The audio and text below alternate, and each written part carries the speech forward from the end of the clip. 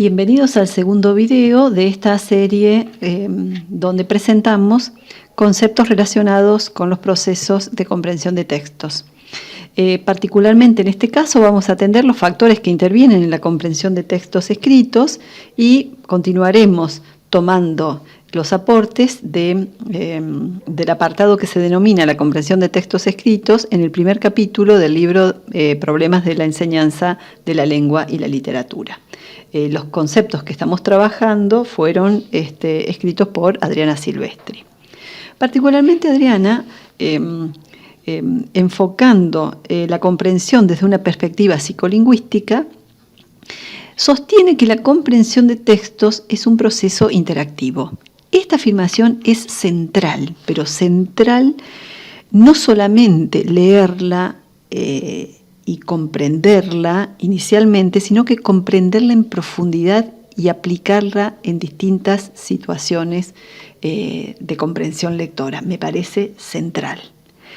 Lo que ella plantea, siguiendo a teóricos de la psicología cognitiva, plantea que la comprensión es un proceso interactivo entre un lector, un texto y una situación de lectura. Es decir, establece una relación interactiva, dinámica, siempre, entre estos tres polos. Cada uno de esos polos, digamos, a su vez, uno puede reconocer que tienen características particulares que van a estar incidiendo en el proceso de comprensión. En el caso del lector es relevante la edad, el nivel de escolaridad del lector, las habilidades lectoras que haya desarrollado. Especialmente las habilidades lectoras se aprenden, se enseñan. Es decir, yo no tengo que dar por supuesto que porque un chico sabe decodificar, sabe leer, puede comprender. Las habilidades lectoras implica el dominio de estrategias inferenciales. Entonces, las habilidades lectoras se enseñan. Y además es muy importante el conocimiento previo que el lector tenga. Ese aspecto, ese punto central relacionado con el conocimiento previo, lo vamos a desarrollar en este video. Además importa otro polo de esa relación que tiene que ver con el texto, ¿no? Es esencial, nosotros ya hemos estado analizando en detalle las características de los textos expositivos que se engloban dentro de los géneros conceptuales, ¿no? Dentro de un texto, bueno, incide la estructura que tenga ese texto, la estructura global del texto, el vocabulario utilizado, el grado de complejidad de ese vocabulario. También hay que pensar si se integran estrategias explicativas que permitan comprender el vocabulario y distintos enunciados del texto, por ejemplo, las estructuras gramaticales, y también podemos sumarle la información paratextual, que es sumamente importante también y que en algunos casos es esencial para poder comprender algunos temas. Entonces, como tercer polo, se plantea la situación de lectura, dado que uno lee con distintos objetivos y hay distintas exigencias relacionadas con la lectura.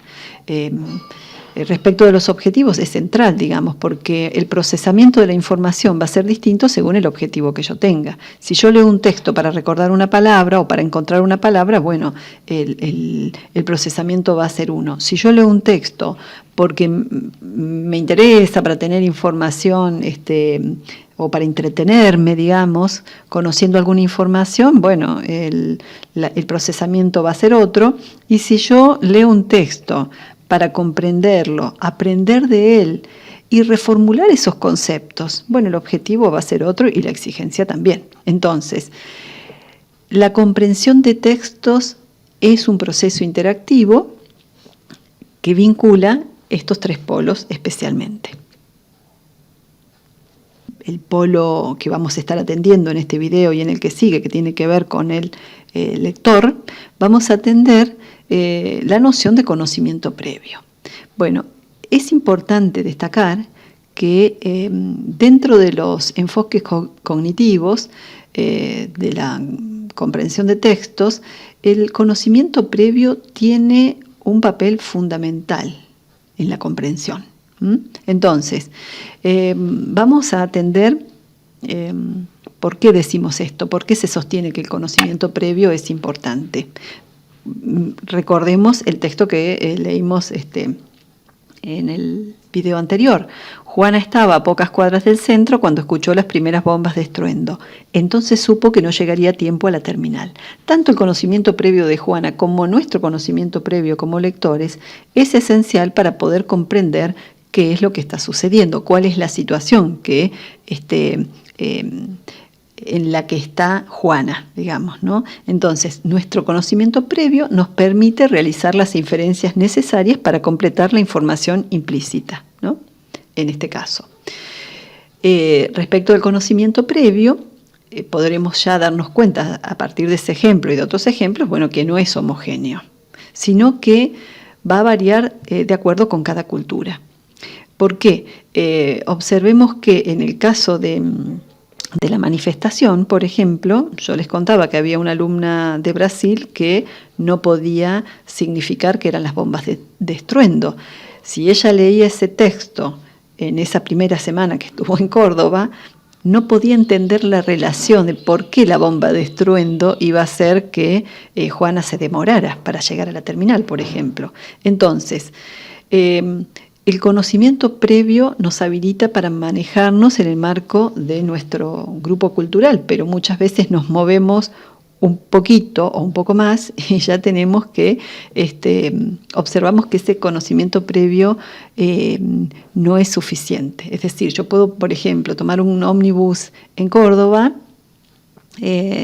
pero si yo voy a otro país, o a otra provincia a veces, pero si yo voy a otro país, probablemente tenga que aprender o completar y complejizar ese conocimiento previo porque no me va a ser suficiente. Hay otros países donde uno no sube al ómnibus por adelante, sino que sube por el medio, o que puede subir por atrás.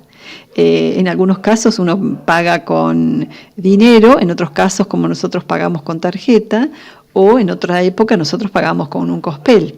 Entonces, el conocimiento, doy ese ejemplo, pero podremos nombrar otros ejemplos que dan cuenta de que el conocimiento previo está relacionado con la cultura. ¿Por qué? Porque nuestro conocimiento previo es de naturaleza cognitiva, de hecho, pero también de naturaleza social y cultural. Además podemos decir que el conocimiento no está desorganizado, sino que está organizado en nuestra memoria y que esa organización es estable, pero también es flexible, entonces nos permite reorganizarlo si yo tengo que aprender nuevos aspectos, digamos, de una actividad, por ejemplo, como contaba en el caso del ómnibus. Además es importante destacar que ese conocimiento previo se activa durante la lectura para poder poner a disposición de los procesos inferenciales, por ejemplo, ¿no? Y por último me interesa destacar este aspecto, que ese conocimiento previo, decíamos antes, está organizado en estructuras cognitivas que se denominan, en el marco de la psicología cognitiva, se denominan esquemas. ¿A qué llamamos esquemas? Bueno, los esquemas son estructuras mentales que las personas construimos en interacción con nuestro entorno social y cultural, ¿no? Entonces, en las distintas culturas, suceden hechos que incluyen acciones reiteradas en un orden similar. Entonces, por ejemplo, el ejemplo que yo daba de tomar un ómnibus, yo ya sé que hay una secuencia de acciones para llevar a cabo esa actividad para que yo pueda trasladarme a otro lugar, por ejemplo. Esas acciones repetidas permiten construir esquemas particulares para tales eventos. ¿Qué significa? Yo llevo a cabo una acción, pero esa acción, además de llevarla a cabo, y si yo la voy repitiendo, es decir, si es una acción rutinaria, yo voy guardando esa información como representación mental. Entonces, esa representación me va a permitir comprender y actuar en otras situaciones similares. Entonces, desde muy pequeños los niños construyen esquemas, por ejemplo, para tomar el baño, para sentarse a comer. Entonces los niños van aprendiendo a convivir en el marco de una cultura a partir del aprendizaje de esquemas, y van a aprender también el lenguaje en el marco de esos esquemas. Eso es sumamente importante para tener en cuenta. Nosotros hablábamos de sentarse a comer, de tomar un baño en el caso de bebés, de tomar un ómnibus en el caso de cualquier otra persona, de otra edad. Bueno, en este caso, nosotros estamos hablando de situaciones cotidianas. Hasta ahora hemos hablado de conocimiento previo que está relacionado con situaciones que nosotros experimentamos de manera frecuente en el marco de nuestra cultura. Ese conocimiento que nosotros vamos adquiriendo a partir de la repetición de distintas situaciones, ese conocimiento está integrado en lo que se denomina, o algunos autores denominan en el marco de la psicología cognitiva, esquemas situacionales o guiones. Es decir, los esquemas situacionales integran componentes relacionados con eventos que suceden en la vida cotidiana. Y nosotros podemos saber, bueno, respecto de un evento, de una actividad cotidiana, qué sucede, dónde sucede, quiénes participan en las acciones de ese evento, etcétera. Por ejemplo, si yo voy a comprar un libro, bueno, yo conozco cuál es el evento de comprar un libro, pero si yo nunca estuve en un lugar donde hay librerías, ni nunca compré un libro, no voy a saber qué es lo que sucede en ese evento, dónde tengo que ir, probablemente no sé qué hacer cuando ingrese a una librería, etc. Es decir, nosotros tenemos cantidad de información integrada en nuestros esquemas situacionales a partir de las experiencias que nosotros vivimos o que otros también a veces nos comparten, ¿no? Entonces, en nuestra cultura construimos guiones sobre circunstancias diferentes, ya sea comer en un restaurante, pagar impuestos, hacer compras. Observemos que se utiliza muchísimo como ejemplo en los trabajos de psicología cognitiva este guión de comer en un restaurante. Y bueno, es muy interesante considerar que en otros contextos, que según el contexto, según la situación social, según la situación del contexto donde uno viva también, probablemente ese guión, digamos, yo no lo experimente nunca o no lo experimente de manera frecuente, esa idea de comer en un restaurante, por ejemplo, o de pagar impuestos según el caso, ¿no? Bueno, estos guiones es importante señalar que están integrados por distintos componentes, como decíamos. ¿Los componentes cuáles son? Bueno, tienen que ver con el lugar donde se lleva a cabo ese evento, el guión también, nuestros guiones guardan información de quiénes participan en ese evento, qué acciones son esperables, por ejemplo, qué acciones son esperables en el marco de un restaurante que desarrolle la persona que va a comer, el cliente, qué es esperable que haga el mozo, qué es esperable que haga una persona que va a comprar un libro, qué es esperable que haga la persona que lo vende. Entonces, hay cantidad de información que nosotros tenemos integrada en esos esquemas situacionales. Pero además de estos esquemas que uno va construyendo por la propia experiencia de vida, nosotros también vamos desarrollando otros esquemas que son los esquemas conceptuales, a partir de información que no necesariamente está vinculada con nuestra biografía, sino que tiene que ver con información que está proporcionada por distintas áreas de conocimientos. Es decir, en los esquemas conceptuales nosotros integramos o están integrados por estructuras jerarquizadas de conceptos. Es decir, nosotros integramos en esos esquemas conceptos que se refieren a distintas áreas de conocimientos, conceptos de biología, conceptos de filosofía, de sociología, de física, de química, en algunos casos menos. Pienso en mis conceptos de química y bueno, serían bastante limitados esos esquemas conceptuales, pero bueno, decía, nosotros los conceptos científicos que nosotros vamos aprendiendo con la mediatización de la escuela, por ejemplo, o con la mediatización de los libros que nosotros leemos, nosotros los integramos en esquemas conceptuales.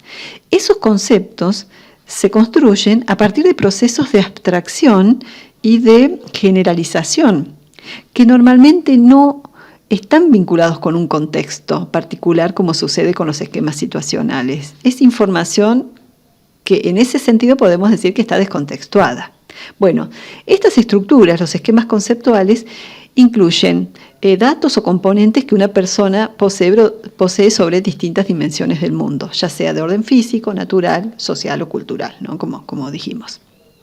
Entonces, es importante destacar también que la información que se integra en esos esquemas no se construye de manera espontánea, como dijimos previamente, sino, no se construye a partir de las experiencias cotidianas. Vamos a ver cómo nosotros vamos construyendo, ya algo vimos a partir de lo que dijimos del contexto escolar, ¿no? Pero antes de atender ese aspecto, me parecía importante revisar una referencia a los esquemas situacionales o guiones. Dijimos que esas situaciones cotidianas que nosotros podemos realizar de manera reiterada nos permite construir representaciones mentales, representaciones internas de esas situaciones. Por ejemplo, de comer en un restaurante, viajar en ómnibus, pagar impuestos, hacer compras, dar clases en una escuela o tomar clases en una escuela. Bueno, esos son distintos guiones que se construyen en el marco de una cultura y que, como dijimos, los guiones, que dijimos que el conocimiento previo era estable, pero es flexible. Y bueno, los esquemas son flexibles precisamente porque va cambiando la experiencia y si nosotros nos desplazamos a otros lugares, también esos guiones pueden tener diferencias. Particularmente me interesa considerar que cambian de acuerdo con variaciones que se dan en el espacio y en el tiempo. Yo pensaba, por ejemplo, les decía hace un momento de comer en un restaurante. Por ejemplo, cuando yo trabajaba en la comunidad de Copacabana, comer en un restaurante era impensado porque no había restaurante. Pero sí había otros guiones, como los de criar cabras o criar aves de corral. Los niños o los adultos iban construyendo guiones relacionados con la recolección de miel silvestre o con el tejido de cestos de palma. Entonces, los guiones, hay guiones que no existen en algunas culturas y que existen sí en otras, ¿no? Porque las actividades culturales son distintas. Por eso me parece muy interesante volver sobre esta idea de que estos esquemas son de naturaleza cognitiva, pero también son de naturaleza social, ¿no? Y bueno, y atendiendo la idea del tiempo, yo pensaba, por ejemplo, que la idea de viajar en ómnibus hace 100 años tenía una característica y ahora tiene otra. O la idea de dar clases en una escuela hace 100 años seguía un guión y hoy sigue otro guión. Es decir, vamos construyendo guiones según la época. Y en ese sentido me parece importante destacar el hecho de que nuestra vida actual en tiempo de pandemia también ha establecido la construcción o la reconstrucción de guiones. Por ejemplo, dar clases en situación de pandemia es muy distinto de una situación cotidiana, sin pandemia, ¿no? O es distinto también, vamos construyendo otros guiones distintos respecto de tomar clases en situación de pandemia, porque bueno, no podemos acceder a las escuelas, no podemos tener clases presenciales. Entonces, fuimos actuando, y en esa actuación, en tiempo de pandemia, digamos, tuvimos que ir construyendo y reconstruyendo los guiones. Nosotros, por ejemplo, para reemplazar las clases presenciales, por ejemplo, tomamos clases por videoconferencias, pero necesariamente tuvimos que reacomodar la información de esos guiones para poder comprender cómo conducirnos, cómo comunicarnos y también cómo lograr que funcione de la forma más efectiva esa actividad, por ejemplo. También en situación de pandemia, hacer compras es distinto. Digamos, de hecho, hay cantidad de actividades que se daban en la vida social de manera presencial y hoy se han trasladado, han migrado al contexto virtual, por ejemplo, ¿no? Me parece muy importante esto, porque el hecho de considerar el modo en que nosotros vivimos y representamos mentalmente esas experiencias y cómo conformamos guiones, también nos permite echar luz sobre la situación actual que estamos viviendo y comprender también con alguna profundidad qué es lo que está sucediendo. Decíamos que entonces que los esquemas situacionales o guiones se construyen a partir de la experiencia cotidiana, mientras que los esquemas conceptuales no dependen de la experiencia cotidiana. O sea, se aprende por una enseñanza específica, por una enseñanza sistemática. Necesito que haya alguien que enseñe esos esquemas conceptuales. Necesito que haya alguien que me permita aprender esos conceptos que son productos de procesos de generalización y de abstracción y que están jerarquizados, ¿no? Entonces, es necesario que haya una persona que conozca, que tenga ese conocimiento y que me enseñe esos esquemas conceptuales, ¿no? Y respecto de los esquemas situacionales, decimos que Adriana Silvestri hace este planteo que normalmente cuando uno lee textos narrativos va a estar activando esquemas situacionales que ha construido en el marco de su cultura y probablemente si está leyendo una narración donde se presenta un contexto ficticio o no ficticio, pero que es desconocido para uno, probablemente uno tenga que reconstruir esos esquemas situacionales y adaptarlos a otros contextos, ¿no? A otros contextos temporales o contextos geográficos. Y bueno, en relación con los esquemas conceptuales, Adriana Silvestri destaca que son los esquemas que nosotros ponemos en funcionamiento toda vez que leemos textos expositivos o explicativos, o bien con también textos argumentativos. Es decir, cuando yo voy a leer textos que forman parte de los géneros conceptuales, la expectativa es que yo active estos esquemas conceptuales para poder comprender en profundidad un texto. Y bueno, ya para ir cerrando este video, me interesaba tomar un ejemplo que plantea Adriana Silvestri en su libro, un ejemplo de los conocimientos que demandan la lectura de textos explicativos. Dice este texto: los gatos pertenecen a la clase zoológica de los mamíferos que evolucionaron hace unos 200 millones de años, más tardíamente que los reptiles, anfibios y peces. Los primeros félidos surgieron en el Eoceno hace aproximadamente 50 millones de años. Bueno, para comprender este texto, necesariamente yo tengo que activar conocimientos que están integrados en mis esquemas conceptuales. ¿Por qué? Porque este texto está integrando conceptos. Por ejemplo, se habla de mamíferos, de reptiles, anfibios y peces, que son conceptos construidos por la ciencia. Es decir, y además se habla, en la primera línea se dice clase, porque estas son clases de animales que están integrados junto con las aves, que acá no están citadas, pero son las 5 clases que forman parte de los vertebrados para el mundo de la ciencia en el que nosotros nos formamos, de hecho, ¿no?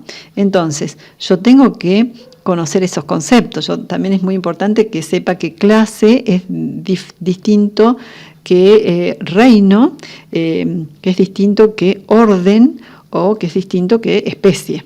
Entonces, observen cómo nosotros tenemos conceptos que están organizados jerárquicamente. Hablaremos de vertebrados. Dentro de los vertebrados tenemos estas clases que son los mamíferos, junto con los reptiles, anfibios, peces y aves.